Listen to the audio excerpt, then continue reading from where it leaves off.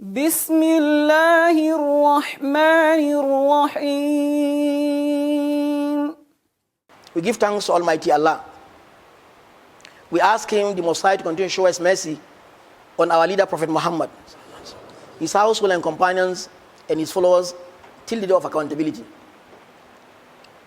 Today we are discussing the right of relatives, blood relatives, ulul arham, which the Quran has emphasized in a number of verses of the Quran. Allah has made it a duty. He has decreed in the Quran that we must, not optional, we must give the rights of our relatives. And that's why in Surah Al-Ra'd, Allah mentioned some qualities that qualify people to enter Al-Jannah. And among it, He said, those who are fulfilling the command of Allah subhanahu wa ta'ala by discharging the right of their blood relatives. And this is wonderful because Allah Himself is the one that chooses to make you a blood relative of another. It's not your making. It's not your making at all. You contributed nothing to that. You contributed nothing to whom is your father, or your mother, or your sister, or your uncle, or your cousins. You did not contribute anything. In fact, you don't even have option. It is Allah's decree that so and so is your brother and your sister. So Allah, who has connected you in blood with those individuals that are called ulul arham, Allah don't want you in any way to disregard what He has connected so that you disconnect it. Allah is frowned at that. Even if that a person is a kafir, you must discharge that duty and that responsibility of that person being your close relative. Unfortunately today, a number of influential individuals feel they are independent on their own. They are satisfied with what they have of connection and money. So they do away with the less privilege in their families. And that's why the crying of poverty is more in the nation. It's hardly you find a complete chain of family without somebody, one person, influential to assist and to connect and to organize that family. But unfortunately today, you find out that we, the Muslim Ummah, that's supposed to connect, we are the one disconnecting. In fact, the kuffar connect to their relatives much more than the Muslim Ummah. And that's why the calamities are more in our side. And the insecurities are more in our sides. It's high time we reconcile with Allah subhanahu wa ta'ala by discharging the duty of our relatives. The verses are numerous in the Quran that you must do that. And that's why Rasulullah summarized in one short hadith. He said, La yadkhulul jannat al-qati. Whosoever boycotts his relatives, that person will never enter Al-Jannah. And this is a sound saying from Rasulullah himself. And that's why the hadith of Ansari, Ayub al-Ansari, he said, one of the companions asked Rasulullah that, tell me what I will do to enter Al-Jannah. Then Rasulullah summarized 4 fundamental things for him. He said, worship Allah, do not associate partner with Allah. Establish your 5 daily salats. Give zakat. Be responsible to your relatives. Discharge the duty and the right of your relatives. Look at the summarized hadith of a way of entering Al-Jannah. When Allah mentioned some qualities of entering Al-Jannah, He said those who are discharging the duties, because the duties will differ from one person to another. It's not something spelled out categorical, one A, B, C, no. The duty towards your uncle may differ to your aunt. The duty towards your brother may differ towards your sister.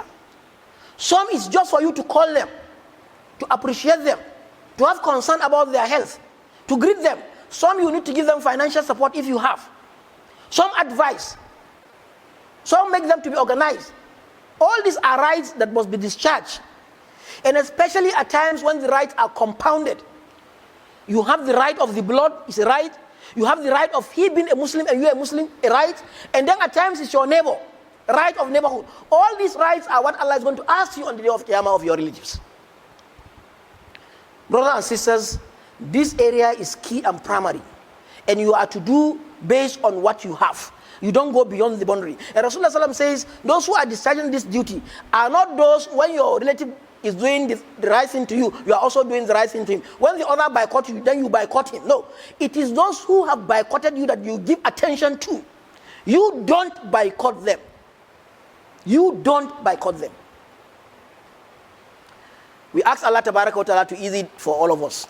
Secondly, the issue of independence. We are all aware today the Muslims are celebrating the anniversary of Nigeria at 60. For those who must have followed the media before coming to the mosque, they must have seen a lot more of media discussing this in our main mosque, national mosque of the nation. Lectures have been organized. All personalities are there. The judiciary are there. The leaders, everybody, almost everybody is there discussing the anniversary of Nigeria at 60. We give thanks to Almighty Allah. There is no doubt. The amalgamation of Nigeria came up, there is no doubt, based on history in 1914 by the white men of Britain. They brought to us their culture, their language, and that's why today the official language in Nigeria is not Hausa or Yoruba or Igbo. It is English. They colonize us. They impose their culture on us. They make sure we move towards their wants. They kick us against their dislike. We abide with it for years. From 1914, when they were leading, till 1960, they were the one leading. We were liberated conventionally in 1960. We became independent. Today, Nigeria is 60. And I think if somebody is 60, you need to be fair and just to that person. Don't fake that person, because that person will know you are faking him. In much as we are celebrating, in much as we are rejoicing of all the developments which we must mention, like Abuja itself is an innovation that came up to be a success and a development. Some states were not there, they became states. Local government are not there, water roads are not there, so many things are not there. They became real. These are development, there is no doubt about it. Unfortunately for us too, it is the same people who kick our Sharia out. Sharia has been established in this country by Usman bin Fodio in 1804, before the arrival of the colonial masters. They were the ones who used all sophisticated gadgets and mechanisms and connections, global and internal, to dismantle our own traditional way of living as Muslims. This Sharia cut across so many states. In fact, some countries, Niger, Cameroon, Benin, so many small countries are there that enjoy. In fact, the Sharia is not only in the northern part of the country. Of course, Ilorin, the Emir of Ilorin actually is a product of that today. If you go as far as Ede in Osun State, some historians say even there are some areas in Lagos that Sharia is established during the time of Usman bin Fodio. All these were kicked away.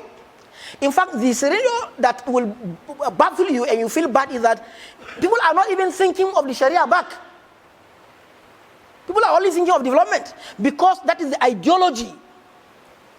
The ideology planted in the heart and the brain and the blood of our leaders and the followers. Now, a point must be very categorical clear. Allah did not create man for development. Development came after establishing the essence of existence, which is to abide with the guidance of Allah subhanahu wa ta'ala, Sharia. Any other thing is secondary. Any other thing is secondary. Because the best you spend in the world is 200 years, if at all you have, at this our own time. Now, if you misbehave, billions of years of punishment is awaiting you. So, let us look at success and progress and development in Islamic perspective. If you look at it materially, you are already lost. The scale we are using is the scale of those who have oppressed us, those who have colonized us. That scale is not relevant for a Muslim. All the same, we are grateful to Allah subhanahu wa ta'ala for being alive. We are praying for our leaders, particularly Mr. President. We are praying that may Allah subhanahu wa ta'ala continue to guide him and give him wisdom in steering the affairs of the nation to a better level. To a better level. Because Nigerians want to see a better level. All our governors, we must pray for them. All our ministers, all our pamphletes, every leader must be prayed for. So that they are positive, so that they are productive, so that they are better and the nation became better. We will not actually just mention progress. Even in the content of the colonial masters, if you look at the rate of corruption in this nation, in fact, I don't know what to be said on that. When we are celebrating, we are 60, and corruption is almost everywhere. Everywhere. In the judiciary, there is corruption. In the House of Reps and the Senate, there is corruption very clearly. In our leaders, corruption, everywhere, corruption.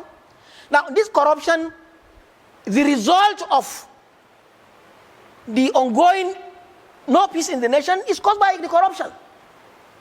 It's caused by the corruption. In every segment of life in this nation, there is corruption. It's very unfortunate, very, very unfortunate. And I think Nigeria is 60, we need to tell Nigeria too, that at 60, you shouldn't be corrupt. At 60, you should be respected. You should be somebody thinking that you have age above others. But still, that is the situation we are in. We pray for Allah's guidance. Inna Allahu malaikatu yusalluna ala nabi. Ya ayyuhalladhina amanu sallu alayhi wa sallimu taslima. Allahumma salli ala Muhammadin wa ala ali Muhammad.